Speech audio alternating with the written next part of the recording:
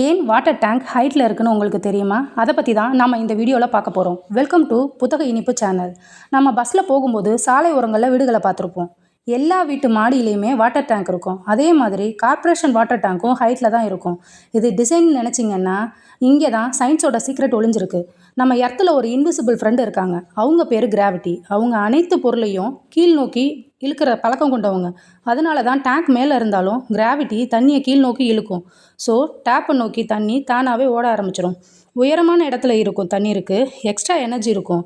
அது கீழே வரும்போது அழுத்தம், அதாவது ப்ரெஷர் உருவாகும். இதனால் டேப்பை நம்ம திறந்த உடனே உஷ்ன்னு தண்ணி ஓட ஆரம்பிச்சிடும்.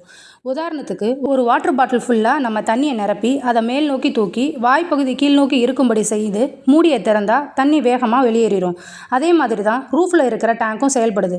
உயரம் அதிகரித்தால் அழுத்தம் அதிகரிக்கும். அப்போ தண்ணி வேகமாக ஓடும். இதனால தான் மின்சாரம் இல்லாமல் டேப்பில் தண்ணி கிடைக்கிது. அப்போ நம்ம எல்லாருக்குமே ஒரு டவுட் வரும், டேங்கை தரைமட்டத்துக்கும் கீழே வச்சா என்ன ஆகும்னு. டேங்கை தரைமட்டத்துக்கும் கீழே வச்சா தண்ணியில் ப்ரெஷர் இருக்காது.